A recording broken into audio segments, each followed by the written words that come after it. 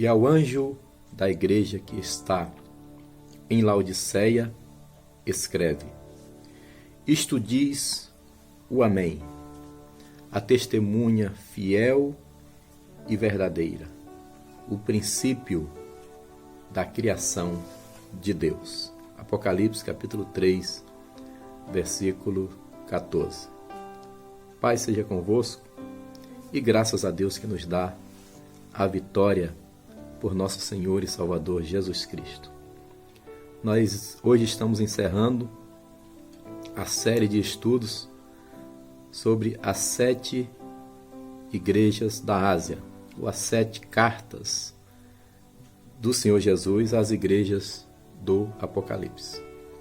É possível que quando esse vídeo chegar a você, certamente às 14 horas, eu não sei como estará no sábado o clima, mas agora à noite, onde eu estou gravando, está chegando a 14 graus, 16 baixando para 14. Nós resolvemos gravar devido a algumas instabilidades aqui da internet na minha área. E eu estou gravando e divulgando sempre às 14 horas. Esse é o encerramento do tema sobre as 7 igrejas da Ásia. Amanhã no domingo farei uma outra live com outro tema. A palavra do Senhor nos diz em Apocalipse 1:3 que bem-aventurado quem lê e aqueles que ouvem as palavras desta profecia. Que o Senhor possa estar abençoando a vida de cada irmão, de cada obreiro, de cada pastor, de cada servo que tem assistido essas lives, esses estudos, e certamente tem aproveitado alguma coisa para aplicar no seu ministério ou na sua vida pessoal e espiritual. Queridos, algumas observações históricas a respeito da igreja de Laodiceia. Laodiceia significa justiça do povo. Algo ligado também à palavra democracia, que é governo do povo.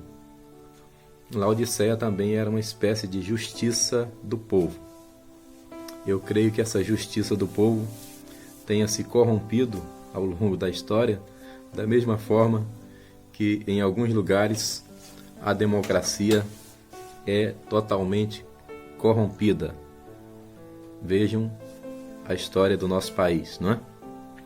Então, Laodiceia significa justiça do povo. Ela foi fundada por Antíoco II em 250 a.C. Esse nome Laodiceia é o nome em homenagem a Laodice, que era a esposa de Antíoco II. Então, essa é a origem da palavra Laodiceia. Ela tornou-se posteriormente uma sede episcopal por volta do século IV e recebeu um concílio em 364 com a presença de 32 bispos. Na época de Paulo, já existia uma igreja em Laodiceia. Vamos ler Colossenses capítulo 4, Epístola de Paulo aos Colossenses. Fica logo depois de Filipenses, Gálatas, Efésios, Filipenses, Colossenses 4, versículos 15 e 16 diz o seguinte: Colossenses 4, 15 e 16. Saudai aos irmãos que estão em Laodiceia, e a ninfa, e a igreja que está em sua casa. A igreja até o presente momento e até o final do 3º século não tinha templos, ok? Funcionavam nas casas. Saudai a ninfa e a igreja que está em sua casa. 16. E, quando esta epístola tiver sido lida entre vós, que também o seja na igreja dos Laodicenses. E a que veio de Laodiceia, lede a vós também. Ou seja, nós temos uma carta aos Laodicenses que ficou perdida, né? É uma carta perdida. Existem algumas cartas que foram extraviadas. Nós não temos o conteúdo dessa carta, mas apenas a menção do apóstolo Paulo se referindo a ela. Tá? Existem também, acho que mais 2 cartas aos Coríntios que ficaram sumidas, né? E só apareceu a primeira e a segunda carta. Bem, então nós podemos ver que na época de Paulo já existia uma igreja ali na casa de uma pessoa chamada Ninfa, e Paulo faz menção a isso. A localização de Laodiceia, ela ficava a 64 quilômetros de Filadélfia, a sudeste de Filadélfia, e 160 quilômetros a leste de Éfeso. Laodiceia era um centro bancário, comercial e bancário. Daí a suposta riqueza dessa igreja, que o Senhor vai chamar de pobreza. Ela possuía uma famosa escola de medicina também. Era uma cidade nobre, né? Hoje está totalmente destruída. Não tem nada de Laodiceia além de ruínas. Vamos lá. Vamos começar a comentar aqui a carta então. Vou tentar ser mais sucinto um pouco. A aula de ontem deu 50 minutos mais ou menos, 49. E a de hoje vai ser mais ou menos a mesma coisa. Apocalipse 3,14, repetindo: ao anjo da igreja que está em Laodiceia, escreve: isto diz o que é, isto diz o Amém, a testemunha fiel e verdadeira, o princípio da criação de Deus. Vamos explicar esse versículo? O Amém tem uma referência em 2 Coríntios, capítulo 1, versículo 20, que eu queria ler também para nós podermos comentar a expressão Amém, que é uma expressão poderosíssima e muitos precisam saber disso.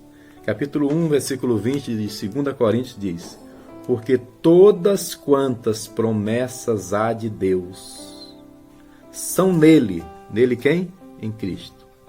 São nele e por ele o Amém, para a glória de Deus por nós. Outra tradução vai dizer o sim e o Amém. Aleluia. Então, em Cristo Jesus, diz a palavra em 2 Coríntios 1:20, que nós temos nele o sim e o Amém. Então, Amém é uma expressão que não é simplesmente assim seja, é uma concordância, é uma palavra que tem um peso, né, universal, um peso de confirmação, uma palavra poderosíssima. E o Senhor Jesus está se apresentando para essa igreja de Laodiceia como o Amém. Se formos considerar os períodos da história da igreja, ele também está dizendo aqui: eu sou aquele que comecei a história, estou chegando agora no Amém. Eu sou o primeiro e o último, eu sou o princípio e o fim. Então ele está dizendo: eu sou o Alfa e o Ômega, eu sou Amém. Eu sou a concretização, consumação dos séculos. Eu sou o Amém. E no sentido de promessa, eu sou aquele que cumpre tudo que falo. Aquilo que eu comecei, eu sou fiel para cumprir. Por isso eu sou o Amém. Aleluia. Nunca esqueça de, na sua oração, concluir com Amém. Nunca esqueça, quando ouvir uma palavra de vitória, dizer Amém. Porque essa palavra invoca o nome de Jesus. Essa palavra é mais poderosa do que se possa imaginar. Amém. Todos podem dizer Amém? Amém. Que Deus assim os abençoe. Ele diz: eu sou o Amém. Eu sou a testemunha fiel e verdadeira. A Bíblia nos fala, no livro de Provérbios, capítulo 6, que 6 coisas o Senhor aborrece, e a 7ª, a sua alma abomina. A 7ª, vocês sabem, é aquele que semeia contenda entre os irmãos. Mas entre essas 6 coisas, no capítulo 6 de Provérbios, versículo 19, está relacionado à falsa testemunha. Então, se tem uma coisa que Deus aborrece, é a falsa testemunha. Por isso, Jesus está dizendo: eu sou a testemunha fiel e verdadeira. Ok? Então, Provérbios 16, 19 fala da falsa testemunha. Apocalipse 2, 13, o Senhor Jesus, quando está escrevendo para outra igreja, 2,13 é a carta para Pérgamo, ele diz: eu sei as tuas obras, onde habitas, que é onde está o trono de Satanás, retens o meu nome, não negaste a minha fé. Ainda nos dias de Antipas, minha fiel testemunha. Ok? O qual foi morto entre vós, onde Satanás habita. Quem assistiu a live número 3, nós falamos sobre Pérgamo e falamos em especial sobre esse herói da fé, esse Marte chamado Antipas, que provavelmente foi cozinhado dentro de um boi, né? E ele é chamado aqui de minha fiel testemunha. Então, testemunha, ele tem, essa palavra testemunha tem um significado também de martírio, tá? Tem um significado de Marte. Testemunha é aquele que testemunhou o sofrimento. Tá? Nós vimos aqui Apocalipse 2:13. Eu queria ler também Apocalipse 17:6. O que é que diz Apocalipse 17:6? Diz assim: e vi a terra que estava embriagada do sangue dos santos e do sangue... não é vi a terra, vi a mulher, né? Aqui é a mulher prostituta, a Babilônia. Diz assim: e vi que a mulher estava embriagada do sangue dos santos e do sangue das testemunhas de Jesus. Tem algumas pessoas por aí que se julgam testemunhas de Jeová. A Bíblia nos manda ser testemunhas de Jesus, né? Porque nós estamos na nova aliança, né? E uma vez que nós testemunhamos de Jesus, a Bíblia diz: ninguém vai ao Pai senão por mim, ok? E essa mulher, que é a prostituta, que representa a corrupção espiritual, ela está embriagada com o sangue das testemunhas de Jesus. E vendo-a eu, maravilhei-me com grande admiração. Diz João aqui em Apocalipse 17, versículo 6. Testemunho era algo muito considerado, muito sagrado no Antigo Testamento. O escritor de Hebreus diz em Hebreus 10, 28, que pela palavra de 2 ou 3 testemunhas, a pessoa era julgada e condenada, ok? Então, 2 ou 3 testemunhas condenavam a pessoa. O testemunho tinha um valor fora de série na lei mosaica. E assim, Jesus se apresenta para o anjo da igreja de Laodiceia como o Amém, aquele que está fechando aqui a 7ª carta, aquele que está fechando aqui o último livro da Bíblia, aquele que está fechando aqui o contexto da história, a consumação dos séculos, o Amém. A fiel testemunha que acompanhou desde o sofrimento dos patriarcas, o testemunho dos profetas que foram escondidos, que sofreram, que foram cerrados pelo meio como Isaías, o testemunho dos apóstolos que foram martirizados, todos eles, com exceção de João, que está escrevendo, né? O testemunho de todos os cristãos que morreram, desde o sangue de Abel, o primeiro Marte, até o último que vieram a morrer durante a grande tribulação. Jesus se apresenta aqui como fiel testemunha de tudo isso. Aleluia. A Bíblia diz lá também em Hebreus capítulo 12 que nós estamos rodeados de uma grande nuvem de testemunhas. Tem pessoas que dizem que essa nuvem de testemunhas são as pessoas que estão em nossa volta. Olha, estão olhando se você está andando de bermuda, se você, o que é que você está fazendo na rua. Não é isso, tá? Hebreus 12, 1 está concluindo o que está escrito em Hebreus 11, o capítulo todo, porque a Bíblia foi escrita sem capítulos e versículos, tá? Então, Hebreus 12, 1 diz: uma vez que nós estamos rodeados de uma tão grande nuvem de testemunhas, certo? Nós devemos avançar e não se embaraçar com as coisas dessa vida. O que era a nuvem de testemunhas que o escritor de Hebreus está falando?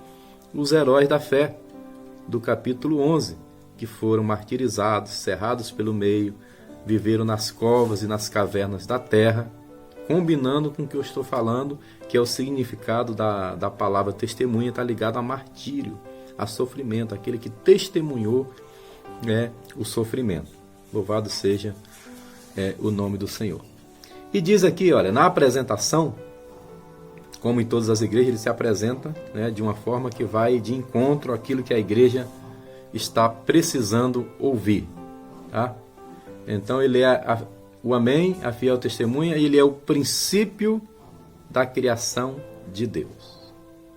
Aqui, algumas seitas do passado e seitas modernas vão querer dizer que Jesus foi criado. Não é isso que o texto está dizendo. Isso é ignorância por desconhecer a origem das palavras. Princípio aqui está em grego, é arque, entendeu? Que vem de chefe. Não tem a palavra arque, inimigo? Por exemplo, Miguel é arcanjo, ele é arque-ângelos. Ele é chefe dos anjos. Miguel é chefe dos anjos, ele é comandante. Então ele é um arquicomandante. Tá? Então Jesus ele é arque-chefe, líder. Ele é o chefe da criação, o dominador da criação. A Bíblia diz em Gênesis 1:1 que no princípio criou Deus os céus e a terra. A palavra princípio em hebraico é Bereshit. Bereshit bara Elohim. No princípio criou Elohim. Os céus, Hashamai, e a terra, Ha-Eres. Então, no princípio. Aí João, esse mesmo que escreveu o Apocalipse, diz lá em João 1:1 que no princípio era o Verbo estava com Deus e o Verbo era Deus. O mesmo João vai escrever sua epístola, 1 de João, capítulo 1, versículo 1, e diz: aquele que era desde o princípio, e as nossas mãos tocaram a palavra, o verbo da vida. Então, no princípio criou Deus os céus e a terra, no princípio era o verbo estava com Deus e o verbo era Deus, no princípio é aquele que era desde o princípio. Jesus disse também que Satanás é mentiroso e homicida desde o princípio. Que princípio é esse? É um momento na eternidade, muito além do nosso entendimento, muito além do nosso alcance. Porque antes de existir terra, antes de existir Jardim do Éden, antes de existir Bíblia, antes de existir Adão, já havia o princípio. E Jesus é o princípio da criação de Deus, não no sentido que ele foi criado, mas no sentido que ele comandou toda a criação de Deus. Aliás, João diz lá no Evangelho que ele criou todas as coisas. Sem ele, nada do que foi feito se fez. Okay? Ele criou todas as coisas. Ele é criador. Então, o princípio significa arque, chefe, líder, dominador. Assim que o Senhor se apresenta para a igreja de Laodiceia. Eu sei as tuas obras, que não és, versículo 15, diz: eu sei as tuas obras, que nem és frio, nem quente. Tomara que fosses frio ou quente. Olha, essa carta é uma carta diferente das outras, né? Eu sei as tuas obras, como ele diz para todas as igrejas. Para um ele diz: tu dizes que está vivo, mas estás morto. Para outro ele diz: você é fiel, guardou a minha palavra, né? Para Esmirna ele diz: tu dizes eu sou pobre, mas tu és rico. Para esse aqui ele vai dizer: tu dizes eu sou rico, mas tu és pobre. Laodiceia. E ele diz aqui no versículo 15: eu sei as tuas obras, que tu és frio, nem és frio nem quente. Tomara que fosses frio ou quente. O versículo seguinte combina com esse, então eu vou ler logo o 16 para nós comentarmos, tá bom? Aí o 16 ele diz assim: assim, porque és morno e não és quente e nem frio, vomitar-te-ei, não és frio nem quente, vomitar-te-ei da minha boca. Esse vomitar aqui é no sentido de ter náuseas, de sentir-se mal com a situação dessa igreja em Laodiceia. Vomitar-te-ei é o mesmo que cuspir, sentir náuseas. E por que isso? Bem, historicamente, nós vamos compreender, a palavra profética, ela sempre combina ali com algo que acontece naquela igreja ou que aconteceu no período da história da igreja que é comparado à respectiva igreja e à respectiva carta, né? No caso aqui, a igreja de Laodiceia significa a igreja dos nossos dias, a igreja do tempo do fim, a igreja apóstata, a igreja que se desviou dos princípios, né? E havia ali um contexto histórico, porque eu li em Colossenses lá, né, que Paulo diz para ler a carta dos Colossenses, ler a carta dos Laodicenses lá em Colossos e ler a carta dos Colossenses lá em Laodiceia. Então era perto, ok? O que acontece? Laodiceia não tinha tubulações de água. A tubulação não é essa de hoje não, tá? Era um tipo de caminho que eles faziam nos vales, né, para captar água, né? Mas lá não tinha, era uma cidade pobre nesse sentido. Então havia duas cidades próximas, águas frias que vinham das montanhas geladas de Colossos, era uma opção, e águas quentes, águas termais, águas que curavam, tá? Águas de fontes térmicas que vinham de Hierápolis, que era uma outra cidade próxima. Acontece que eles captavam a água de ambas as cidades. Então a água vinha gelada das montanhas de Colossos e vinha quente de Hierápolis.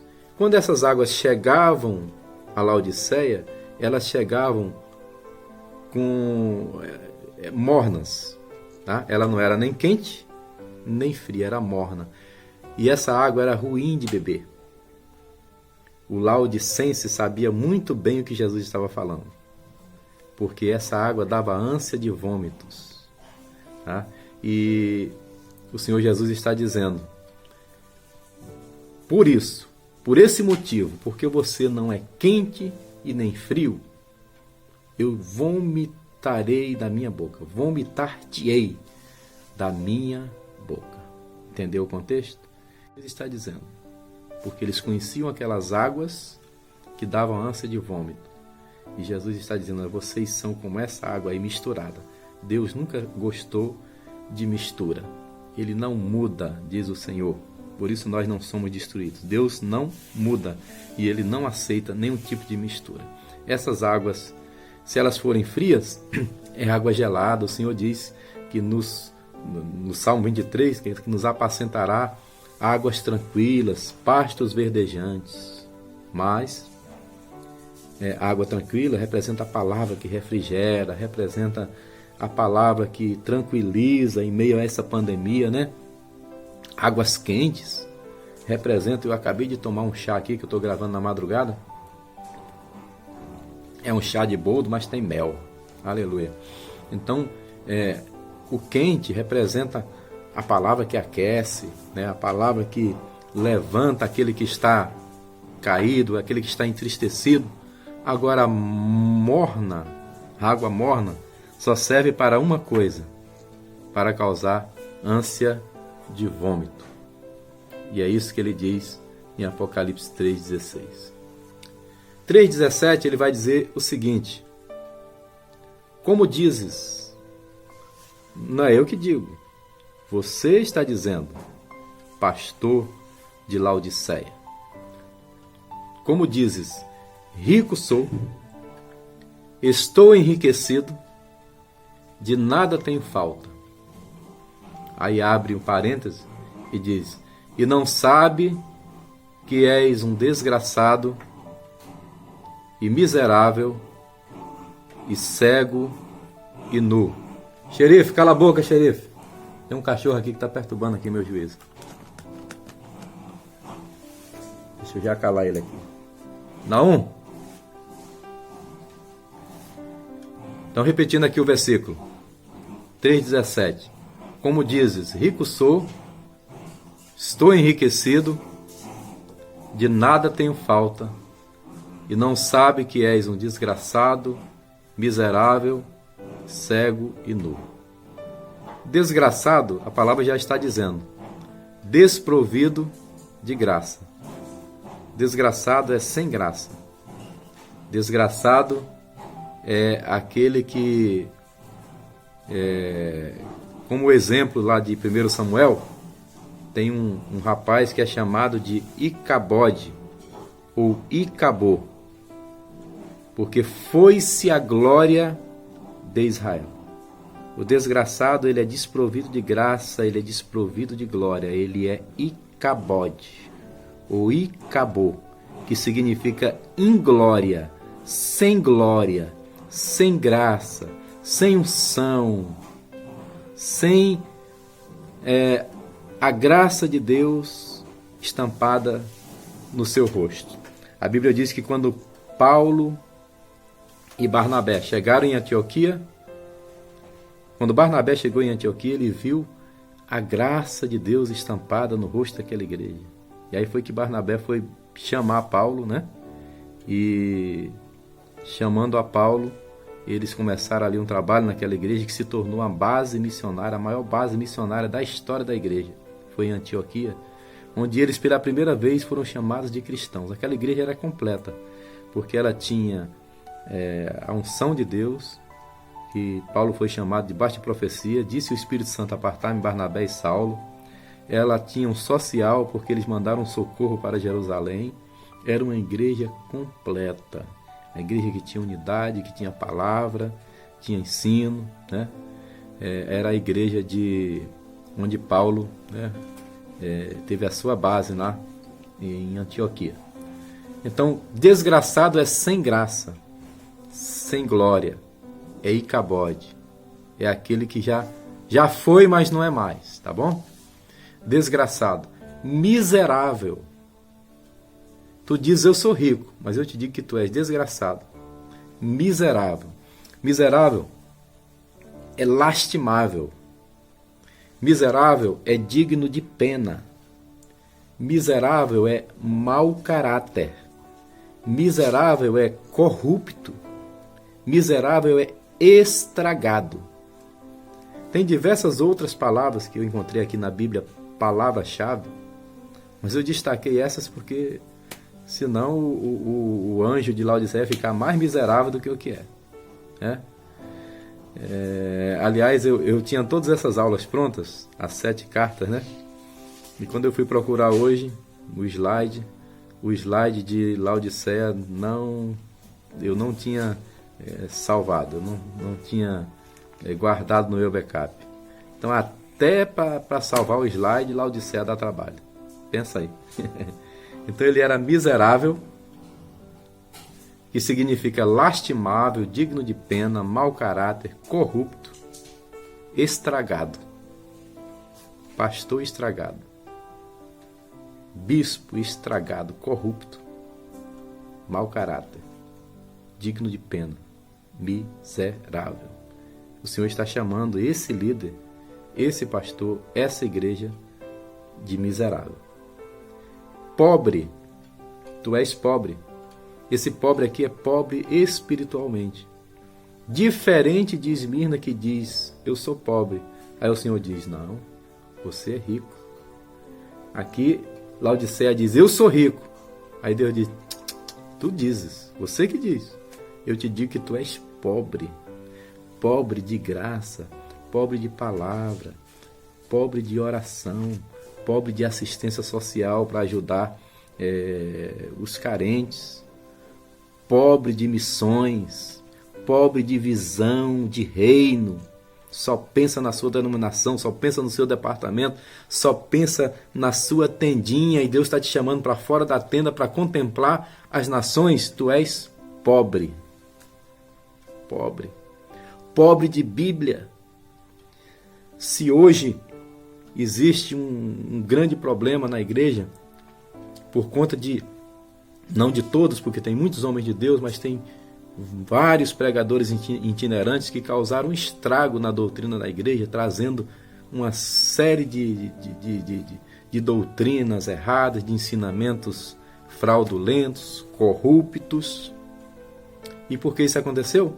Porque tem pastores pobres de Bíblia. Pastor, se você for rico de Bíblia, você não precisa trazer ninguém para pregar, porque a igreja estará alimentada pela palavra. Não precisa vir ninguém da China, do Japão, dos Estados Unidos. Para quê?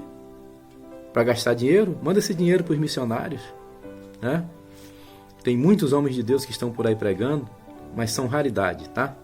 São raridade, ok? Pastor que tem Bíblia não precisa estar trazendo gente daqui, de lá e de acolá, tá? Paulo passou 2 anos lá em Éfeso, doutrinou a igreja, passou 2 anos em outro lugar, doutrinou a igreja, e a mensagem de Paulo era longa, era dura. Ele começou a pregar ali de noite, quando aquele menino caiu da janela, o Eutico, era meia-noite. Aí Paulo foi lá, orou pelo Eutico, talvez tenha tomado um chá, né? Vamos dizer que ele tomou um chá, não sei. Mas diz lá que ele continuou o discurso até ao amanhecer. Pensa numa mensagem dessa. Pensa quem está disposto a ouvir Paulo. Somente uma igreja que gosta de Bíblia, tá? Agora, se você não gosta de Bíblia, você gosta de oba-oba, você gosta de mensagens de autoestima, mensagem de autoajuda e não de ajuda do alto, aí nem me chame, por favor, tá? Chama mesmo esses pregadores aí que gostam de animar público, mas animar público o Silvio Santos faz muito bem, outros fazem muito bem sem ser pastores, sem ser pregadores, ok? Então, Jesus está dizendo para o bispo, para o pastor, para a igreja de Laodiceia: você é pobre. Se você não leu a Bíblia toda, você é pobre. Você está ensinando o quê para os outros se nem você conhece? Meu pai, Manuel Neres de Alencar, 2º ano primário, semi-analfabeto, leu essa Bíblia 3 vezes, capa a capa. Como é que alguém tem faculdade, doutorado e nunca leu a Bíblia? Pobre, pobre, pobre, espiritualmente falando, pobre. Cego. Essa foi forte, né? Cego. Eu queria ler com vocês 1 Samuel, capítulo 4, versículo 15. 1 Samuel 4:15. Vamos lá. Olha o que está falando acerca do sacerdote Eli. Então eu coloquei aqui que o pastor de Laodiceia, ele sofria da síndrome de Eli. Capítulo 4, versículo 15 de 1 Samuel diz o seguinte: E era Eli da idade de 98 anos, e estavam seus olhos tão escurecidos que já não podia ver. Já não podia ver. Meus amados, a situação da igreja naquele momento, no caso ali, Israel representando a igreja, era lastimável. Era, como diz o texto aqui, digno de pena, porque havia corrupção no ministério. Os filhos de Eli roubavam as ofertas. Eu não quero dizer que filho de pastor rouba oferta, não, mas é possível que alguns por aí o façam. O certo é que esses filhos de Eli, o Senhor disse que iria matá-los, e matou. Matou, entendeu? A Bíblia diz lá em 1 Samuel, capítulo 2, versículo 25, a parte B, 2:25 diz assim: Mas não ouviram a voz de seu pai, de Eli, porque o Senhor os queria matar. E Deus matou, né? E um dos que morreu, a esposa estava grávida e gerou um menino que chamou Icabode, ou Icabô, sem glória. Mas eu queria, antes de falar da cegueira de Samuel, ler também capítulo 2 de 1 Samuel, versículo 35, que diz: E eu suscitarei para mim um sacerdote fiel, que procederá segundo o meu coração e a minha alma, e eu lhe edificarei uma casa firme, e andará sempre perante o meu ungido. A Bíblia vai chamar Davi de homem segundo o coração de Deus. A Bíblia vai dizer lá em 1 Samuel 15, 28, quando Deus rejeitou Saul, ele vai chamar Davi como homem segundo o coração de Deus. Ele diz para Saul: Saul, seu tempo acabou, você foi desobediente, melhor obedecer do que sacrificar, e eu já escolhi para mim um sacerdote segundo o meu coração. Um rei, perdão, segundo o meu coração. Isso aconteceu quase 40 anos depois. Porque aqui Deus ainda está chamando, Deus está rejeitando o ministério corrupto de Eli e está chamando Samuel. Lá na frente Deus está rejeitando o reinado corrupto de Saul e está colocando Davi. Deus me fez entender aqui que antes de Deus restaurar a nação brasileira, Ele está mais preocupado em restaurar o altar da sua igreja. Porque se houverem homens de Deus no altar e se unirem em oração, essa nação será restaurada e Deus vai levantar ainda um homem que seja evangélico, para se assentar no trono dessa nação. Hoje nós temos um presidente que se julga cristão, ele é cristão porque é católico, muito simpático aos evangélicos, nós continuamos orando por ele e crendo que Deus é fiel com ele, votamos nele e continuamos defendendo, mas não sabemos até onde ele vai, estamos orando para que o Senhor dê graça e sustente. Mas é possível que Deus mais à frente dê essa honra de termos até um líder evangélico mesmo, mas hoje Deus está mais preocupado em primeiro restaurar o altar, porque primeiro Ele restaura o altar da igreja para depois restaurar o altar da nação, ok? Então voltemos aqui para Apocalipse, que eu viajei lá por 1 Samuel, e voltando aqui ele diz, cego, síndrome de Eli.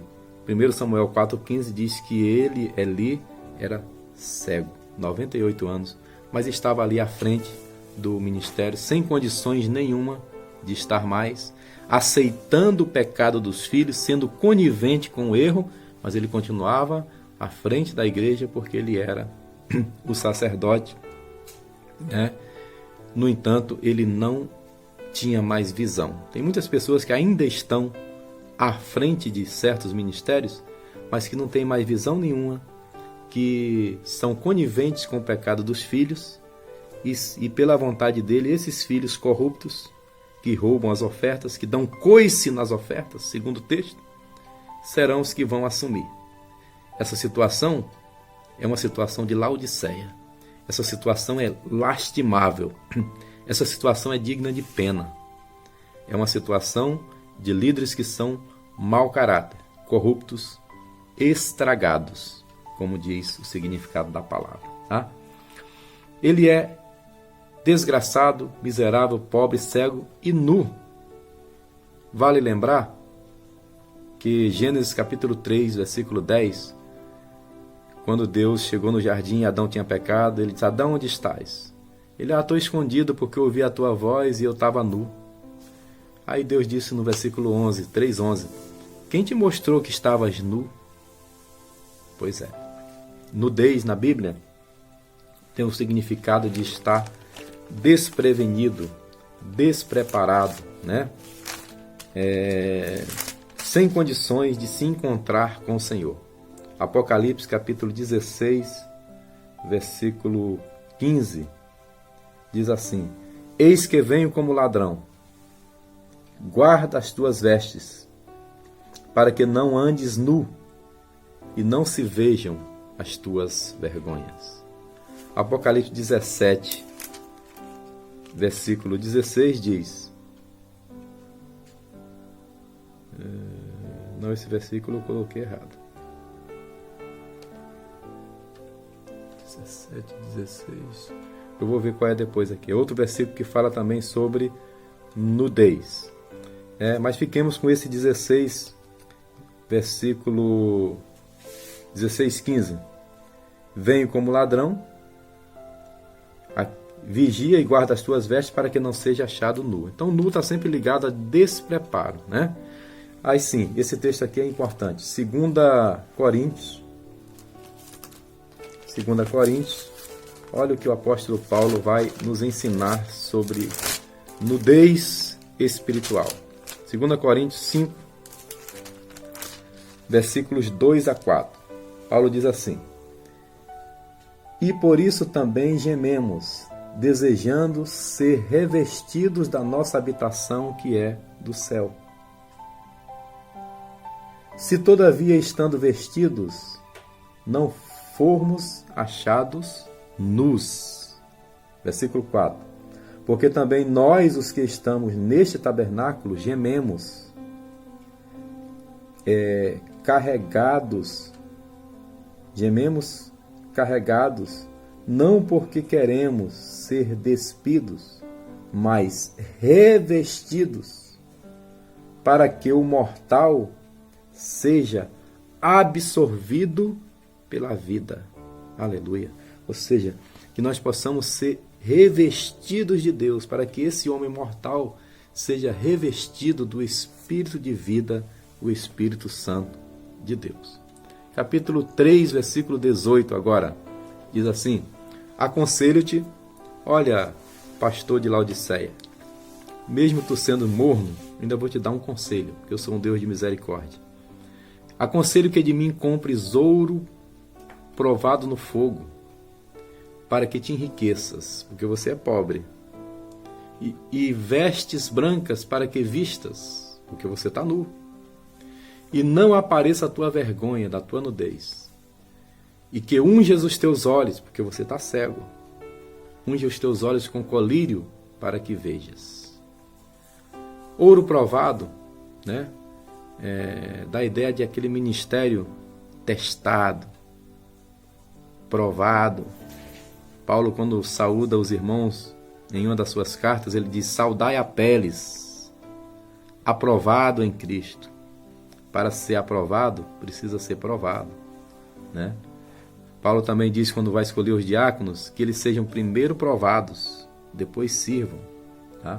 Então, ouro provado, pastor de Laodiceia, pastor da última igreja, da igreja que está apostatando da fé, compre ouro provado, compre vestes brancas para que não seja exposto espiritualmente a tua nudez. Vergonha, diz assim, a vergonha da tua nudez. Essa vergonha aqui, no significado da palavra em grego, é desonestidade, opróbrio, para que a tua desonestidade não seja descoberta, a tua corrupção, que você foi chamado para uma coisa e você está enquadrado em crime de desvio de função espiritual, né? A Constituição do céu, a Bíblia Sagrada, está te enquadrando no crime de desvio, né, de função. Você foi chamado para uma coisa e está fazendo outra. Você é desonesto. Então você está sendo envergonhado. Compra colírio para que você não seja mais cego. Vamos lá, está quase acabando. Capítulo 3, versículo 19. Eu repreendo e castigo a todos quanto amo. Ser zeloso e arrepende-te. Esse castigo aqui é repreender, refutar, envergonhar, ademoestar, castigar.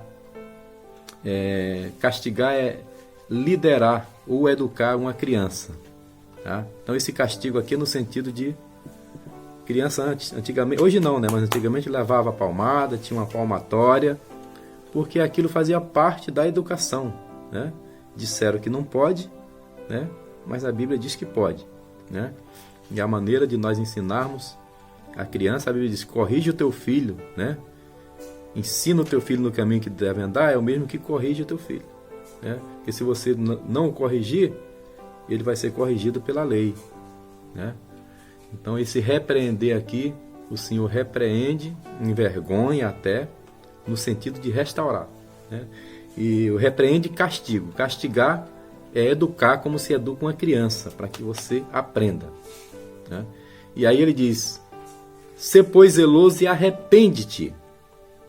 O arrepender aqui vem daquela palavra metanel, que vem da palavra metanoia, que em grego quer dizer mudança de mente. Mude de opinião.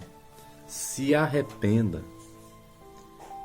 Admita que você está errado, que você desviou a sua função ministerial para atender outros fins que não do reino de Deus, né? Então, nesse momento, se arrependa. Metaneo, de metanoia. Mude a sua mente. Seja zeloso, porque eu estou voltando. É assim que o Senhor está dizendo para essa igreja, que é a nossa.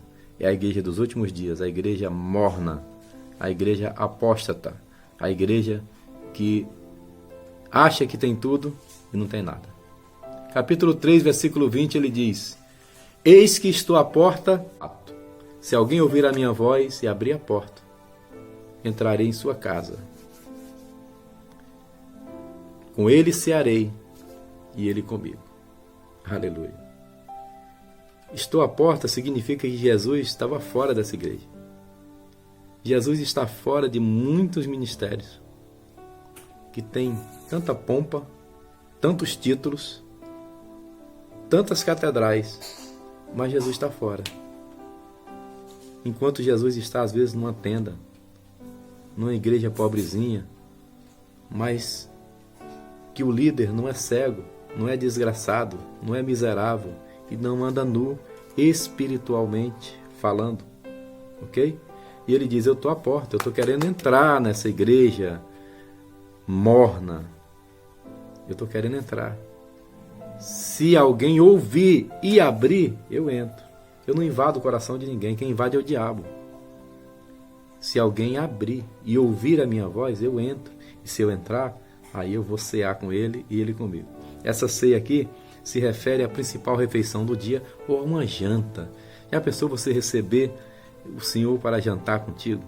Já pensou, Senhor, você receber o Senhor na sua casa, como aqueles discípulos no caminho de Emaús? O coração deles ardia porque as palavras de Jesus foram ardendo, ardendo, ardendo.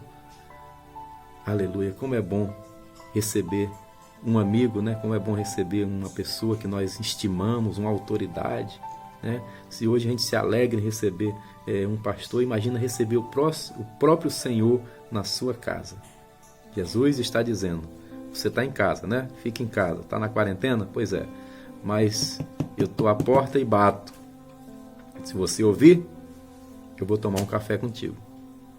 Se eu tomar um café contigo, se eu ceiar contigo, qualquer dia eu vou fazer igual eu fiz com Enoque. Vamos tomar um café no céu, Enoque? E Enoque foi transladado. Em breve, o Senhor vai dizer para a igreja: vamos ceiar lá em cima? Você já me serviu aqui, abriu a porta para mim, agora eu vou te servir um café lá no céu, que será chamado As Bodas do Cordeiro. Aleluia. Capítulo 3, versículo 21, ele vai dizer assim: ao que vencer, eu lhe concederei que se assente comigo no meu trono, assim como eu venci e me assentei com o Pai no seu trono. Que vitória! Meu Deus! Que promessa gloriosa! Os que me conhecem sabem que eu servi 30 anos no Corpo de Fuzileiros Navais, com muita honra. Deve ter alguns fuzileiros ouvindo aí. Ad sumus, que é o nosso lema, que significa aqui estamos. Aliás, tem aqui um gorro do nosso tempo. Esse é um gorro símbolo dos fuzileiros navais. E eu me lembro quando eu estava na ativa, eu trabalhava no CPD, eu fui consertar o computador do almirante, lá num quartel chamado CIASC, Centro de Instrução Almirante Silvio de Camargo. O almirante é a autoridade máxima, né, na Marinha, é um oficial general, e ele ficou aqui na cadeira dele, só que o computador ficava no cantinho muito apertado, e eu fiquei em pé, tentando mexer. E ele viu que eu estava apertado, ele falou: Nery, senta aqui. Mas era a cadeira do almirante. Eu falei, não, senhor, eu consigo aqui, pode deixar. Às vezes eu ficava de joelho, para mim não tinha problema, né? E ele disse, senta aqui, rapaz. Eu falei, não, chefe, eu consigo, pode deixar. Aí ele levantou da cadeira e disse, senta que eu estou mandando. Eu falei, sim, senhor. E eu sentei porque ele mandou. E ele foi tomar um café, um gabinete enorme. E de repente, chegou o primeiro oficial, bateu a porta. Estou a porta e bato, né? O oficial bateu a porta e disse, almirante. E quando ele fez a continência, era eu. Ele falou, ô Neres, tá fazendo o que aí, rapaz? Eu falei, consertando o computador do almirante. Ele foi tomar um café. E aí daqui a pouco vem outro oficial, e eram todos oficiais superiores, capitão de fragata, que equivale a um tenente-coronel. E vem outro e... almirante. E era eu. E, ô Neres, você tá fazendo o que aí? Consertando o computador do almirante. Eu passei 5 anos naquele quartel e ninguém mexeu comigo.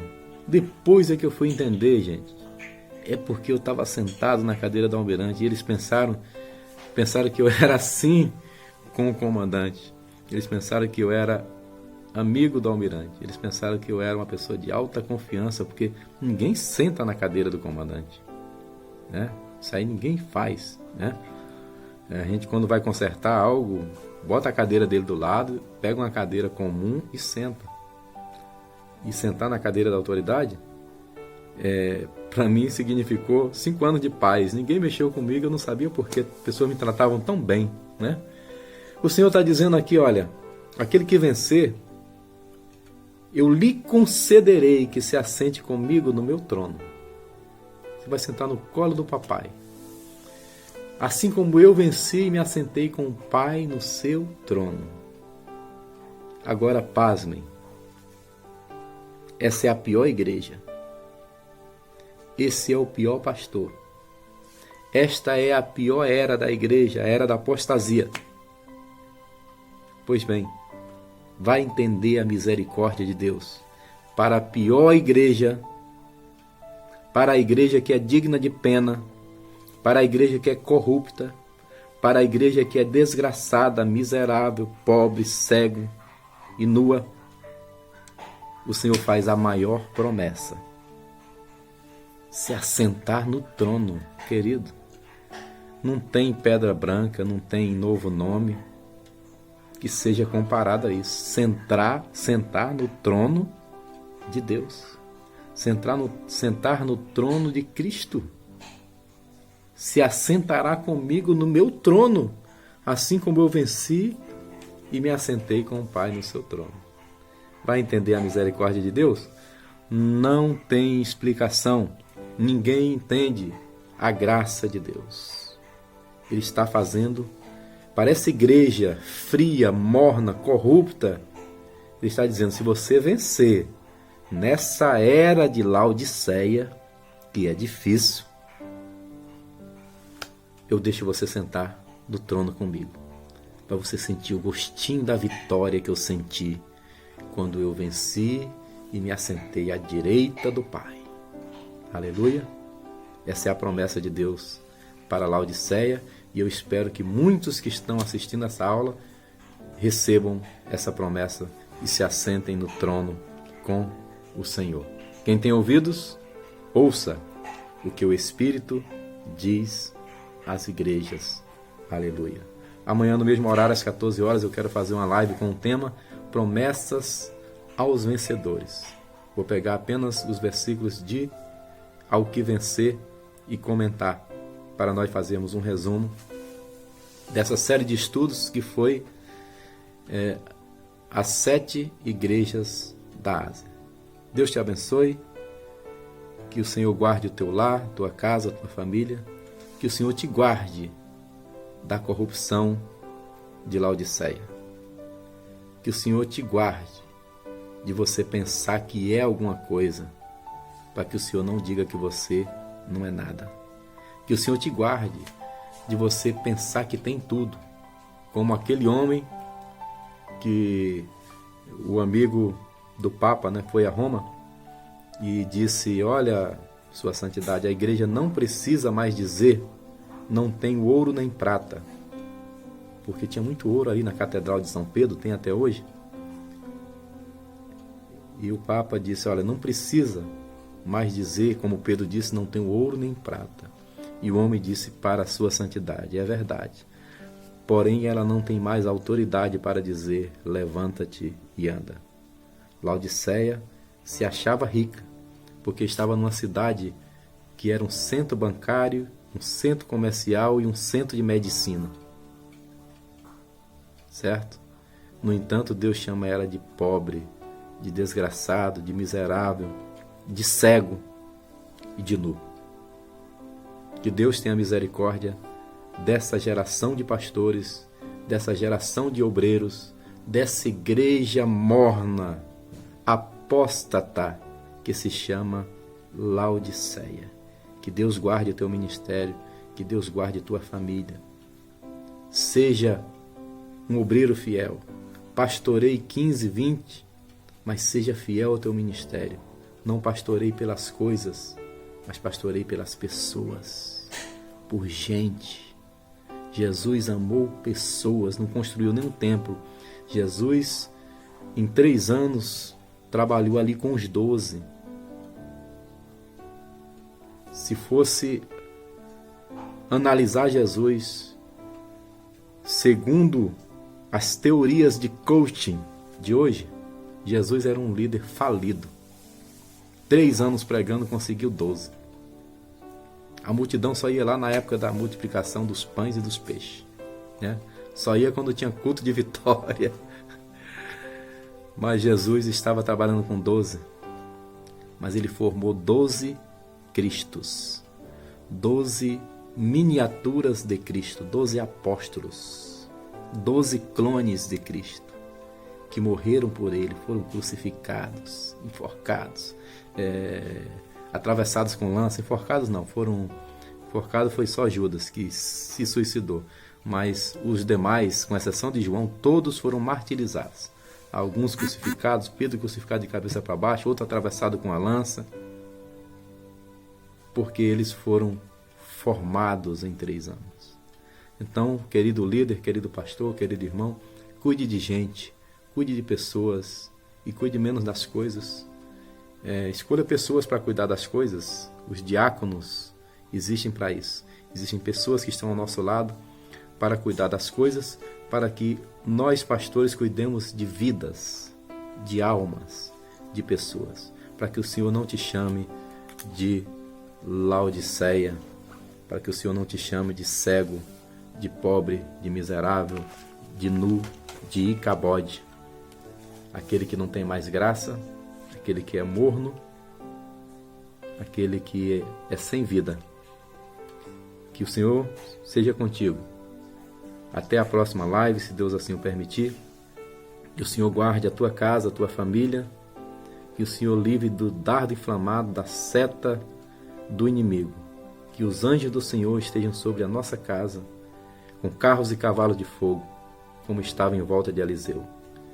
Que o sangue do Cordeiro esteja marcado nas nossas portas, nas ombreiras das nossas portas. E que a morte não tenha autoridade para entrar. Que o coronavírus fique longe, fique de fora. Covid-19 não tem poder sobre a minha vida, sobre a tua vida, sobre os nossos filhos.